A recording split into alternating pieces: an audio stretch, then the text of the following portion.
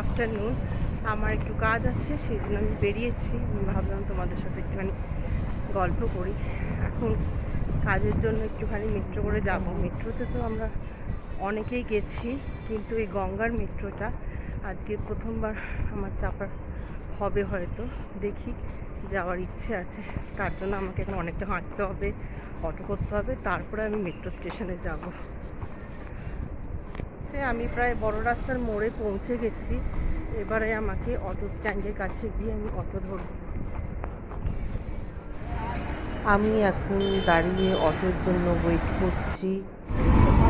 Auto check করেছি, আমি এবার মেট্রো আস্তে স্টেশনের আস্তে কাছে মেট্রো পৌঁছে গেছি। এবার গিয়ে পৌঁছে আমাকে গেছি। টিকিট কাটতে হবে। সিঁড়িতে ওঠার সময় আমি 1 2 3 4 করে গুনে গুনে উঠছিলাম। আর টিকিট কাউন্টারটা মোটামুটি তো ফাঁকাই ছিল, ভালোই হলো, বেশিক্ষণ ওয়েট করতে হয়। ট্রেনও এসে গেছে। আমাকে এখন এসপ্ল্যানেডে নামতে হবে।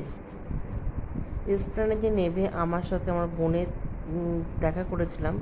আগে থেকেই আমাদের প্ল্যান ছিল যে এসপ্ল্যানেডে আমরা মিট করব। তারপরে এখানে নেমে আমাদের চোখে পড়ল ব্লু রঙের পায়ের ছাপ আর গ্রিন রঙের পায়ের ছাপ। ব্লু কালারের যে পায়ের ছাপটা, সেটা হচ্ছে দক্ষিণেশ্বর থেকে কবি সুভাষ যাবার জন্য বানিয়েছে। আর গ্রিন কালারের যে পায়ের ছাপ, সেটা এসপ্ল্যানেড থেকে গঙ্গার মধ্যে দিয়ে হাওড়াতে পৌঁছানোর জন্য যে মেট্রো, সেই পায়ের ছাপ অনুসরণ করে যাবে।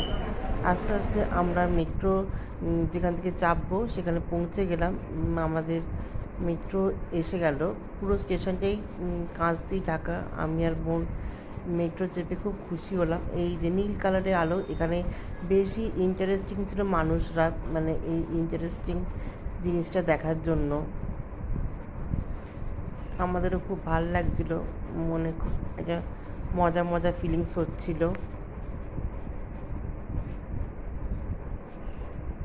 অ্যাট লাস্ট আমরা হাওড়া স্টেশনে, মেট্রো যে হাওড়া স্টেশন, সেখানে পৌঁছে গেছিলাম।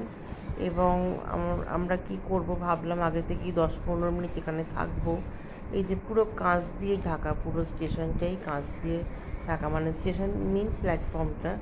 এই যে এসক্যালেটারে করে আমরা অনেকবার উপরে উঠলাম নামলাম, উঠলাম নামলাম, এইসব করছিলাম। রোজই তো আমরা টাইম মেপে কাজ করি, আজকে তাই ইচ্ছে করছিল একটু নিজের মতো করে সময়টাকে নষ্ট করতে।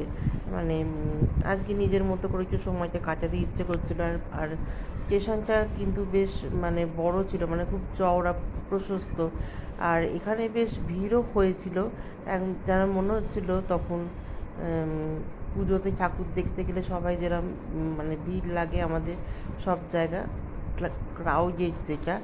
এখন একটু ফাঁকা, কারণ এখানে ট্রেন থেকে নামার পরে আবার এখানে আমাদের লাইন দিতে হবে বেরোনোর জন্য।